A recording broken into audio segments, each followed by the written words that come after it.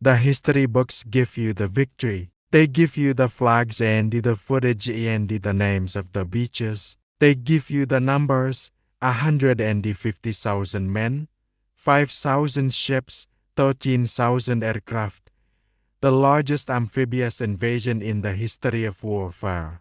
They give you Eisenhower's order of the day and the Churchill's speech and the Roosevelt's prayer broadcast on American radio while the first waves were still dying in the surf. They give you the narrative of liberation, of courage, of the turning point that led through 11 months of hard fighting to the end of the war in Europe. What they give you less of is the parts that didn't fit the narrative. The decisions made in the months before June 6 that cost lives in ways that the people who made them preferred not to examine too closely afterward. The intelligence failures and the deceptions that worked and the ones that didn't and the specific costs of each. The soldiers who drowned before they reached the beach. The ones who landed on the wrong beach. The ones who were killed by their own side's naval gunfire and the bombs. The ones who made it to the sand and found that the defenses they had been told were neutralized were entirely intact and waiting. The ones whose bodies were never recovered from the channel. The history of the day is a history of genuine heroism and the genuine suffering. It is also a history of institutional decisions, some of them brilliant and some of them catastrophically wrong, made under conditions of uncertainty and time pressure by people who would spend the rest of their lives with the consequences of those decisions. The darkest secrets of June 6, 1944 are not the secrets of individual cowardice or individual crime. They are the secrets of what it actually costs to conduct the largest military operation in history, what it costs in lives, what it costs in truth, and what it costs in the specific kind of silence that institutions maintain around their most painful failures. To understand what really happened on June 6, you have to begin not with the invasion itself but with the 18 months of planning, deception, and the preparation that preceded it, and with the specific decisions made during that period whose consequences became visible on the beaches. The decision to invade through Normandy rather than the Pas de Calais, the shortest crossing point and the most obvious strategic route to Germany, was the foundational strategic choice of the entire operation. It was also the choice that made the deception operation, Operation Fortitude, absolutely critical to success. Because if the Germans concentrated their Normandy-capable forces in Normandy before the invasion, the operation faced odds that even the most optimistic planners could not make favorable. Operation Fortitude was the most extensive and the most successful strategic deception operation in the history of warfare. It created, through a combination of double agents, false radio traffic, dummy equipment, and the deliberate use of General George Patton as the nominal commander of a non-existent army group, the impression that the Normandy landings were a feint and that the real invasion would come at the Pas de Calais. The deception worked beyond anything that the Allied planners had dared to hope. It kept the German 15th Army, the strongest German formation in France, north of the Seine for weeks after the Normandy landings, waiting for the main invasion that never came. The contribution of fortitude to the success of the day is impossible to overstate, but the deception had a cost that is less discussed. The double agents who made fortitude work were controlled by British intelligence through the double-cross system, the systematic turning of every German agent who entered Britain during the war. The double-cross agents sent accurate information to Germany about enough real Allied operations and the plans to maintain their credibility, which meant that Allied operational security was never perfect and that the specific information fed to German intelligence was carefully calibrated to deceive without completely destroying the credibility of the agents. This calibration required sacrifices. There were operations whose security was partially compromised by the demands of the deception system, and there were moments when Allied commanders were told less than the intelligence services actually knew. because the full truth would have revealed how completely the German intelligence network in Britain had been penetrated and turned. The most costly of the specific preparatory operations for the day was Exercise Tiger. And its story is one that the American military kept classified for decades after the war. Exercise Tiger was a large-scale rehearsal for the Utah Beach landings conducted in late April tahun 1944 at Slapton Sands in Devon, a stretch of British coastline that had been selected because its geography closely resembled Utah Beach. The exercise involved over 30,000 American troops and a convoy of landing ships. On the night of April 27 di 28 Ties, 1944, 9 Germany boats, fast torpedo boats operating out of Cherbourg, penetrated the exercise area and attacked the convoy. The results were catastrophic. 2 Elst's landing ship tanks were sunk. Assert was severely damaged. 749 American soldiers and sailors were killed. The death toll exceeded the actual American casualties on Utah Beach on June 6, and the entire incident was classified, suppressed from the public record, withheld from the families of the dead, and kept secret for decades. The official justification for the secrecy was operational. The invasion was 6 weeks away. Any public disclosure of the disaster would lead Germany to the location and the timing of the Allied preparations and potentially reveal the scale and the nature of the landing ship fleet being assembled. There was also the specific fear that German intelligence had recovered bodies from the water, bodies of officers who carried knowledge of the invasion plans, and that the Germans might use that information to prepare specific countermeasures. 10 of the officers who died at Slapton Sands carried brigade clearance, the highest level of the day's security classification. For several days after the exercise, Allied intelligence lived with genuine uncertainty about whether those bodies had been recovered by German forces and what they might have revealed. The justification for post-war secrecy is harder to defend.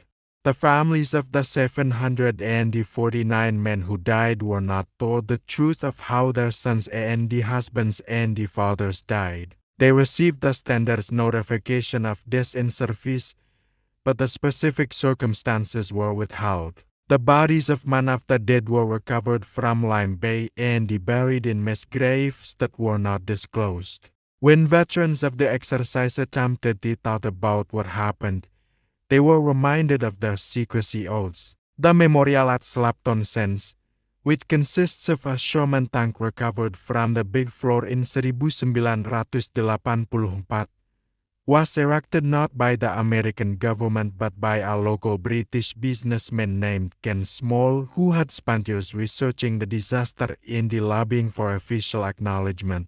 The American government has never formally acknowledged Exercise Tiger with a national memorial. The 749 are not on any official list of D-Day casualties. They died preparing for the day and they were, in the institutional memory of the operation, silenced by the same commitment to narrative management that has shaped the public history of June 6 in every decade since.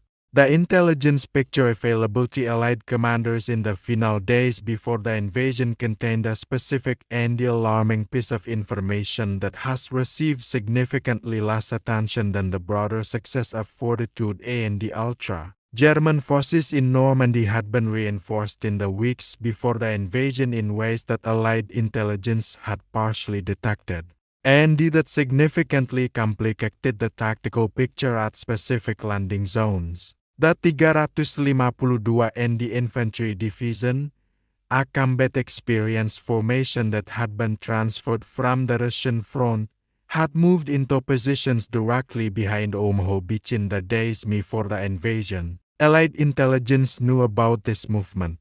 The question of whether and how that knowledge was communicated to the assault troops scheduled to land at Omaha is one of the most persistently uncomfortable questions in the history of the operation. The soldiers of the 1st Infantry Division and the 29th Infantry Division, who were scheduled to land at Omaha Beach, had been briefed on the defenses they would face based on intelligence assessments that had not been updated to reflect the 352 ND Division's presence. The briefings told them they would face static garrison troops, elderly or second-rate soldiers who could be expected to break relatively quickly under the shock of a major amphibious assault supported by naval gunfire and the air bombing. What they actually faced was one of the best equipped and the most experienced infantry divisions in the German army, in prepared defensive positions that had been improved over months of construction, firing down on an exposed beat with interlocking fields of fire.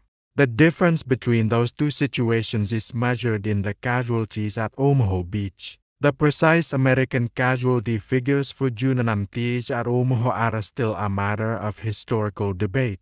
The official figure of approximately 2,000 dead, wounded, and the missing has been challenged by historians and the veterans who argue that the actual number was significantly higher, and that the official figures were deliberately minimized in the immediate aftermath of the battle to maintain public morale at a moment when the operation's outcome was still uncertain. The naval and the air bombardment that was supposed to neutralize the Omaha Beach defenses failed almost completely. The strategic bombing force, more than 300 B-24 bombers, was instructed to bomb the beach defenses in the final minutes before the first waves landed.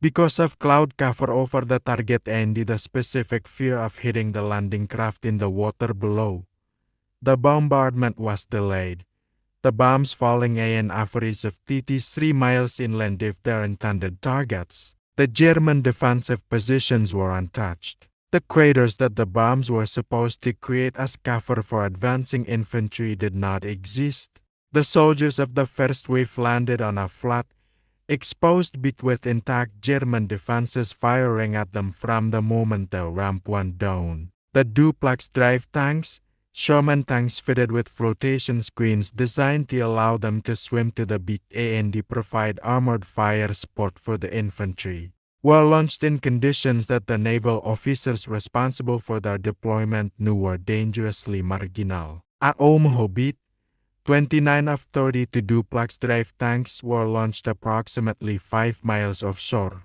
27 of them sank.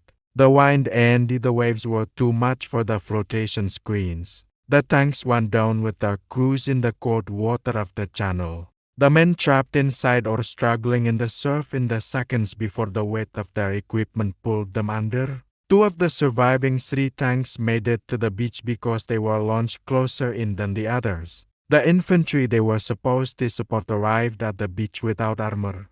The men who came off the landing craft at Omaha in the first wave stepped into water that was in some places chest deep, carrying 60 to 90 pounds of equipment, under fire from positions they could not see. The rams went down and the men at the front of each craft were killed before they could move. The men behind them pushed forward because there was no more other direction. The water around the landing craft turned red. The bodies of the first wave accumulated in the surf as obstacles for the second wave. The specific stories of what happened on that beach in the first 2 hours are documented in accounts that are almost impossible to read without understanding why the people who experienced them spent the rest of their lives with those images in their minds. Sergeant John Allery of the 1st Infantry Division described the beach as a nightmare beyond imagination. The division's commander, General Clarence Hubner, watching from a ship offshore, was receiving reports of complete breakdown in the assault and he was considering recommending withdrawal. The commander of the 5th Corps, General Lenajero, received similar reports and he sent back orders that allowed for no more withdrawal. What saved Omaha Beach was not the plan. The plan had failed by 7 in the morning. What saved it was the specific quality of the men on the beach who, despite everything that had gone wrong, despite the casualties, despite the absence of armor, despite the intact defenses, Despite the officers who had been killed and the units that had become hopelessly disorganized continued to move, not because the plan told them to, because they were sure and there was only one direction that led away from the water. Brigadier General Norman Cota of the 29th Infantry Division walked upright on the beach under fire, organizing the survivors of multiple broken units around him, and decide the words that a witness recorded and that have been quoted ever since.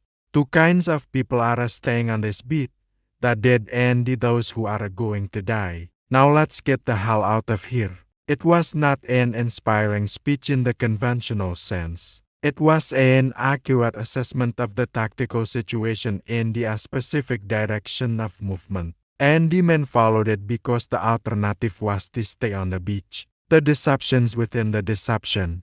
The specific intelligence information that was managed to protect sources in ways that may have cost lives at Omaha have been examined by historians with increasing detail in the decades since the war. The most significant specific question is whether the knowledge of the 352 ND Division's presence, which existed in Allied intelligence files before the invasion, reached the assault commanders in time and in the form that would have allowed them to modify their plans. The answer, from the available evidence, appears to be that it did not, and the reasons why it did not involve the specific bureaucratic and the operational dynamics of a massive headquarters organization preparing the most complex military operation in history under conditions of extreme time pressure. Whether different decisions about how to communicate that intelligence would have changed the outcome at Omaha is impossible to determine. Different tactics, more emphasis on tanks landed from closer in, different timing for the naval bombardment, different approach routes, might have reduced the casualties in the first 2 hours. They would not have eliminated them. The fundamental tactical problem at Omaha Beach was that the defending force was stronger and better positioned than the attacking force's plan had accounted for. And no more amount of tactical adjustment could entirely compensate for that. The human cost of June 6, 1944 was not only American. The British and the Canadian landings at Gold, Juneau, and the Sword Beaches encountered their own specific difficulties and they produced their own specific casualties that the triumphalist narrative of the day has sometimes compressed or simplified. At Juneau Beach, the Canadian assault faced these obstacles that were still above water because the tide was higher than predicted, and the landing craft that struck those obstacles produced casualties before the assault forces could even reach the beach. At Sword Beach, the British armored support worked more effectively than at Omaha, but the subsequent failure to take Caen, the primary objective assigned to the British Second Army for the first day, initiated a 2-month battle for the city that cost far more in lives than the D-Day landings themselves. The French civilian cost of D-Day and the subsequent Normandy campaign is a chapter that has been addressed with increasing honesty in the decades since the war, as French historical scholarship has examined what the liberation actually cost the people being liberated. The bombing of Normandy in the weeks and the months before and during the campaign killed approximately 20,000 French civilians. The strategic bombing of transportation infrastructure, rail yards, bridges, and the road junctions was militarily necessary and effectively conducted, and it killed the French civilians who lived and worked near those targets. Caen was bombed so heavily that the city was largely destroyed. Saint-El was so comprehensively demolished that the American press called it the capital of ruins. The French civilians who died were not unintended in the sense of being unforeseeable. The planners knew that bombing transportation infrastructure in a populated country would kill civilians. They made the decision that the military necessity outweighed the civilian cost. The decision was defensible in its military logic and devastating in its human consequences, and the French communities that bore those consequences have been processing them, with varying degrees of official acknowledgement, for 80 years. The airborne operations that preceded the beach landings.